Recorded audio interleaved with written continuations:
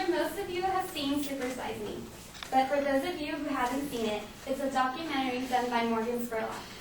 In this experiment, he eats nothing but 3 McDonald's meals for 30 consecutive days. Though this experiment is done to the extreme, it does allow for us to see American culture's disturbing trend towards obesity.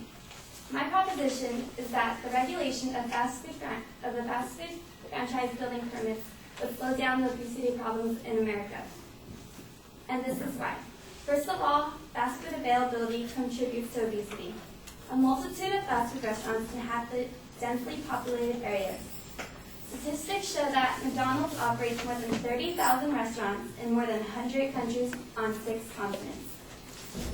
Lisa Young, who is a nutritionist at New York University, said, "It is not surprising that children eat so much fast food, as a recent study found that fast food restaurants in Chicago are clustered within a short walking distance from schools. 3 to 4 times as many fast food restaurants were located within 1.5 kilometers of schools than would have been expected if the restaurants had been distributed throughout the city, unrelated to school locations."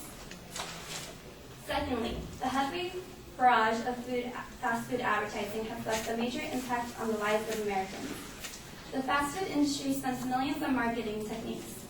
Statistics show that the average child sees 10,000 TV advertisements per year.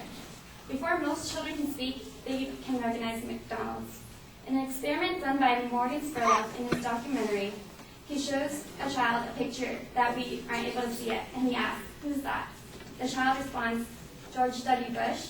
And Morgan Spurlock says, "No, but that's a good guess, though."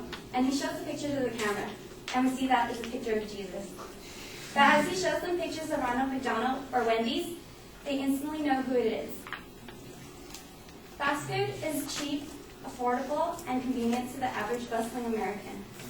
Esprin Austin, who is with the Division of Adolescent and Young Adult Medicine at Children's Hospital and the Department of Society, Human Development, and Health at the Harvard School of Public Health, said, "Food retailers also recognize that consumers like values, and offering larger portions for relatively less money has become a successful marketing strategy for fast food business."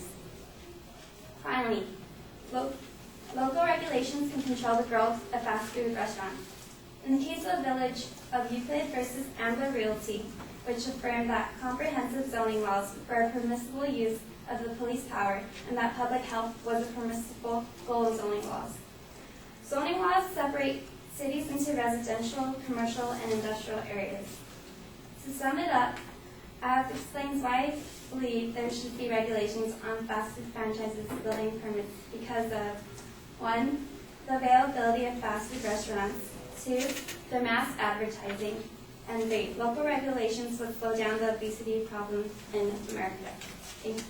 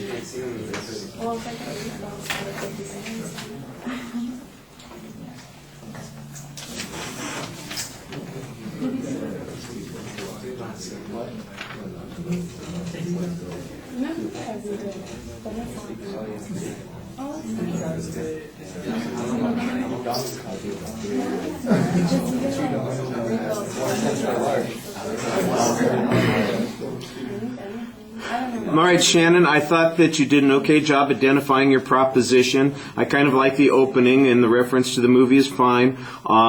the preview turns out not really to be a preview, because as soon as you start going to each of those points, you basically just develop each of those points. So the organizational structure is clear, but there's not really much of a preview on those points. On the first point, I think that you've got an interesting statistic about the location of the McDonald's, but what's missing here is some indication that that has a consequence on the amount of consumption. For instance, that more people, if somebody's done a study like that, I would assume that they would also have sales material based on how much more is being sold at those places that are located near the schools. The fact that they're simply located near the schools, I think you're making the inference that that means that people are eating there and that they are automatically successful. And the connection to being supersized, as we like to refer to ourselves, is perhaps a little underwhelming. The third point, I thought, okay, you've got a good start on it, but it really felt like you stopped. Are there any examples of cities that have used these kinds of regulations to have this kind of impact? I know that cities have done this for other kinds of businesses and been successful. So, for example, they've moved out porno shops or smoke shops or liquor stores or something along those lines, and there might have been a reduction in problems as a consequence. What you need to do is find some information like that. If there are any places that have done this kind of regulation where they've limited the number of fast food franchises, and as a consequence there's some impact, that would really strengthen your argument.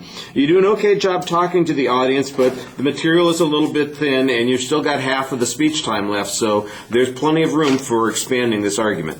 All right. Thank you.